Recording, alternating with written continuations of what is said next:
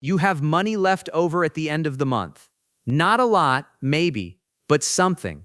And every month you face the same question that personal finance has been giving contradictory answers to for decades.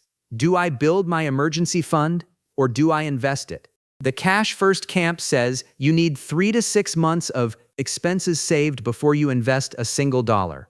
The Invest First camp says every month you are not in the market is a month of compounding you will never get back. Both camps have data. Both camps have advocates. Neither camp has ever shown you the actual math of what choosing the wrong order costs in your specific situation. Here is what that cost looks like. 3 people, same income, same $500 left over every month. One puts everything into cash. One invests everything from day one. One follows a specific ranked decision tree that tells them exactly where each dollar goes based on where they are in the journey. 5 years from now, the gap between the cash hoarder and the decision tree follower is $14,200 in lost investment returns. The gap between the all-in investor and the decision tree follower is a single unexpected expense that wiped out 18 months of gains in one afternoon. By the end of this video, you will have the decision tree, not a rough guideline, a precise ranked framework that tells you exactly where your next dollar goes, why the order matters more than the amounts, and what the right emergency fund size is for your specific situation, not the generic 3 to 6 months that applies to almost no one exactly. I know how that sounds. Let me earn it. An emergency fund is not a savings goal. That distinction matters more than it first appears. A savings goal is a target you build toward because you want something, a house, a vacation, a car. The money is earmarked for a known future expense. You can plan for it, time it, and adjust it based on your priorities. An emergency fund is something different. It is a self-funded insurance policy against a specific category of risk, the loss of income or a large unexpected expense that would otherwise force you to make a destructive financial decision. Sell investments at the wrong time. Take on high-rate debt. Miss a payment that damages your credit and your options for years. The emergency fund does not exist to sit there earning interest. It exists to prevent you from doing something financially catastrophic under pressure. That is its entire job. And like any insurance policy, the right amount is not the maximum you can afford. It is the minimum that fully covers the risk it is designed to protect against. That reframe changes everything about how you size it, where you keep it, and when you stop funding it. Let me introduce the 3 people this video runs on. Meet Claire. Claire is 29 years old. She earns $58,000 a year, takes home about $3,900 a month after taxes, and has $500 left over after all her fixed and variable expenses are paid. Claire is cautious by nature. She does not feel comfortable investing while she has less than 6 months of expenses in cash. So every surplus dollar goes into her savings account. She has been doing this for 2 years. Her savings account balance is $12,000. She feels safe. She has not invested a single dollar. Now meet Jordan. Jordan is the same age, same income, same $500 surplus. Jordan read that time in the market, beats timing the market, and took it literally. He has $500 a month going into an index fund from the first month he had a surplus. His investment balance after 2 years is approximately $13,200, including market returns. He has $800 in a checking account. He has no emergency fund to speak of. Last month, his car needed $1,400 in repairs. He put it on a credit card at 21.5% because selling investments would have triggered a tax event and felt like giving up on his strategy. He is now paying interest on a debt that costs more than his investments are likely to return. Now meet Alex. Alex is also 29. Same income, same $500 surplus. Alex followed a ranked decision tree from the beginning. The decision tree told Alex exactly where each dollar went in a specific order. After 2 years, Alex has a 3-month emergency fund fully funded at the right level for her situation, 0 high-rate debt. her employer's full retirement match captured every month, and an investment account with a balance of approximately $7,800. She has not maximized any single category. She has optimized the sequence, and the sequence is the entire difference. Now let me run the real math. Claire has $12,000 in savings earning 0.45% at her neighborhood bank. Her real return, as we covered in a previous video, is negative 2.55% after inflation. Her emergency fund is fully funded. Actually, it is overfunded. She needs about $7,800 for a proper 3-month fund, based on her actual essential expenses of $2,600 a month. The other $4,200 is surplus cash sitting in a negative real return account when it should be invested. The opportunity cost of that $4,200 sitting in cash, instead of a market index fund returning 10% nominally, over 5 years, that $4,200 would have grown to approximately $6,760. The difference is $560 in lost returns from a single overfunded category. And that does not count the ongoing monthly surplus Claire keeps adding to cash instead of investments now that her emergency fund is technically full. Jordan's situation looks better on paper until you look at the structure underneath it. His $13,200 investment balance is real, but last month's $1,400 car repair went onto a credit card at 21.5%. That balance will cost him approximately $300 in interest over the next 12 months if he pays it at his current pace. And because he has no cash buffer, the next unexpected expense will do the same thing. The investment account is growing at an expected 10%, while the credit card debt is guaranteed to cost him 21.5%. He is running a positive and a negative compounding machine simultaneously, and the negative one is winning on rate. Alex's outcome is not the flashiest. She does not have the biggest investment balance or the biggest savings balance. What she has is a structure with no leaks, no high-rate debt, no overfunded cash earning negative real returns, no investment account being undermined by emergency expenses landing on credit cards. Every dollar in her financial life is pointed in the right direction for where she currently is in the sequence. 5 years from now, assuming all three maintain their $500 monthly surplus and their current approaches, the math closes as follows. Claire fully funds her emergency fund in month 16 and then begins investing. She has lost 16 months of index fund contributions during her accumulation phase. At $500 a month for 16 months, that is $8,000 in contributions that never compounded. Over the remaining 44 months and then beyond, that gap compounds into approximately $14,200 in lost returns by year 5.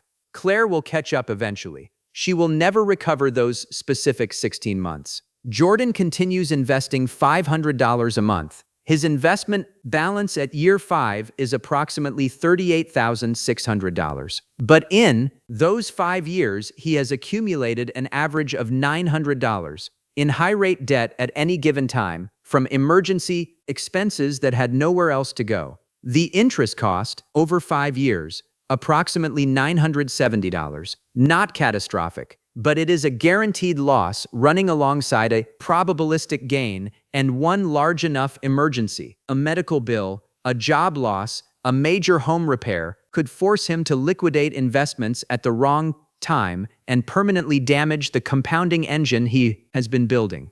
Alex at year 5. Emergency fund fully funded and untouched. It has done its job twice, both times preventing high-rate debt. Employer match captured every month, an automatic 50% return on those dollars before the market adds anything.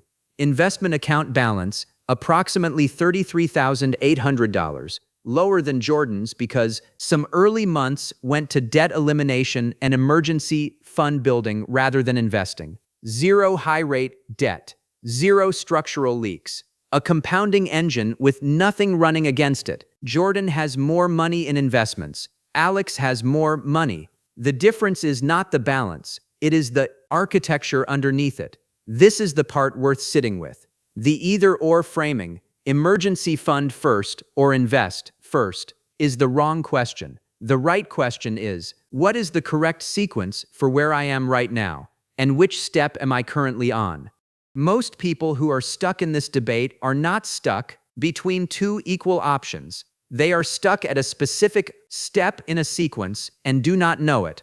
Claire is past her emergency fund step and does not know she should have moved on. Jordan skipped a step and is paying for it in guaranteed interest.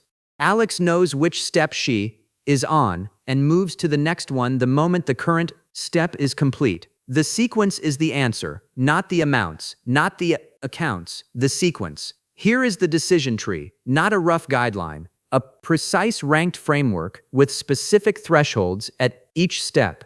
Step 1. Capture the employer match. If your employer matches retirement contributions, this is the first dollar every month. A 50% match is a guaranteed 50% return before the market does anything. No emergency fund, no debt paydown, no investment account beats a free 50% return in the same period. Contribute exactly enough to capture the full match, not a dollar more at this step. Move to Step 2. Step 2. Eliminate high-rate debt. Any debt above roughly 8% interest rate comes next. As covered in a previous video, paying off a high-rate debt is a guaranteed tax-free return equal to that rate. A credit card at 21.5% guarantees you 21.5% tax-free when you eliminate it. No investment reliably beats that return at zero risk. Attack high-rate debt by rate highest first until everything above 8% is gone. Then move to Step 3. Step 3. Build the emergency fund to the right level. Not 3 to 6 months of income. 3 to 6 months of essential expenses. Those are not the same number, and for most people they are not close. Essential expenses are the non-negotiable monthly costs that continue whether you are employed or not. Rent or mortgage, utilities, groceries, minimum debt payments, insurance, not subscriptions, not dining out, not discretionary spending. Calculate your actual essential monthly expenses. Multiply by your personal coverage number, which is not the same for everyone. A single person with marketable skills in a city with multiple employers and no dependents needs closer to 3 months. A single income household, a person in a specialized or illiquid job market, anyone with dependents or significant health considerations needs closer to 6. Put that specific number in a high-yield savings account earning 4.5% or better. When that balance is reached, stop funding it. Move to Step 4. Step 4. Invest every surplus dollar. Once Step 3 is complete and Steps 1 and 2 are maintained, every remaining surplus dollar goes into investment accounts. Roth IRA first. If you are within the income limits, the tax-free compounding is worth prioritizing. Then taxable brokerage, if the Roth is maxed. Low-cost index funds, automatic contributions. Do not revisit the allocation every month. Let the machine run. One exception worth naming: if you lose your job or face a large unexpected expense that depletes the emergency fund, you pause investing at Step 4 and return to Step 3 until the emergency fund is restored. The sequence is not a one-time decision. It is a loop you return to whenever your situation changes. Here is the tool that makes Step 3 precise for your situation. Add up your monthly essential expenses only. Rent or mortgage payment, utilities, groceries estimated at actual average, not an aspirational number. Minimum payments on all debts, health insurance and any non-negotiable prescriptions. Transportation costs you cannot eliminate. That total is your monthly essential burn rate. Multiply it by your personal coverage number. 3 months if your situation is stable and liquid, up to 6 months if it is specialized or dependent heavy. That is your emergency fund target, not a round number, not a feel-good balance. The specific dollar amount that covers your actual risk. For most people running this calculation for the first time, the number is lower than they expected. The generic 3 to 6 months of income advice consistently produces emergency funds 2 to 3 times larger than the risk actually requires, locking tens of thousands of dollars in negative real return accounts when those dollars should be compounding in the market. Here is the ranked action list, not ordered by what feels safe, ordered by what the sequence says matters most. First, find out if your employer matches retirement contributions and whether you are capturing the full match. If you are not, redirect dollars from anywhere else in your budget to reach the match threshold before the next paycheck. This is the highest guaranteed return available to you, and it resets every pay period you miss it. Second, list every debt you carry above 8% interest, with its balance and rate. This is your attack list. Attack the highest rate first, minimum payments on everything else, all surplus after the match toward the top of the list. When the top item is gone, the payment rolls to the next one. When everything above 8% is gone, move to step 3. Third, calculate your actual monthly essential expenses using only the non-negotiable categories. Multiply by your personal coverage number, that is your emergency fund target. Put it in a high-yield savings account at 4.5% or better. Contribute to it every month until it is fully funded. When it is funded, stop. Move to step 4 immediately. Fourth, open or maximize a Roth IRA if you are within the income limits. Set up automatic monthly contributions. Choose a low-cost total market index fund. Set it and leave it. When the Roth is maxed for the year, surplus goes to a taxable brokerage in the same fund. The machine is now running. Do not interrupt it. Fifth, review the sequence annually or whenever your situation changes. A new job, a new dependent, a pay increase, a large expense, any of these can shift which step you are on. The sequence does not change. Your position in it might. Claire does not have an investing problem. She has a sequencing problem. She completed step 316 months ago and never moved to step 4. That one, missed transition, is worth $14,200 over 5 years and more beyond it. Jordan does not have a savings problem. He has a sequencing problem. He jumped to step 4 without completing step 2, and the high-rate debt is quietly canceling a portion of what step 4 is building. Alex does not have more money than either of them. She has a better sequence, and in personal finance, the right sequence held consistently for long enough becomes the same thing as more money. Here is the one thing worth carrying out of this video.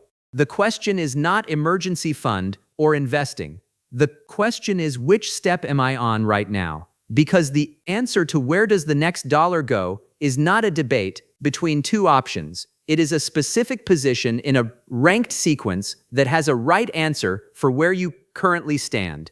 Find your step, complete it fully, move to the next one. That is the entire framework. And held consistently for long enough, it produces a financial structure with no leaks, no high-rate drag, no overfunded cash sitting in accounts earning negative real returns, and a compounding engine running at full capacity with nothing working against it. If you want to run the exact numbers on your own situation, your actual essential expenses, your personal coverage number, your emergency fund target, and what your surplus dollars would produce at each step of the sequence, I built a tool that does all of it. You enter your numbers, and it tells you exactly which step you are on, what it costs to stay there versus moving forward, and what the compounding engine looks like once you reach step 4. It is part of the Wealth Logician's Calculator Vault, alongside every other tool we have built for this channel. Becoming a member gets you the full vault and a community of people who are actually running their own numbers instead of guessing.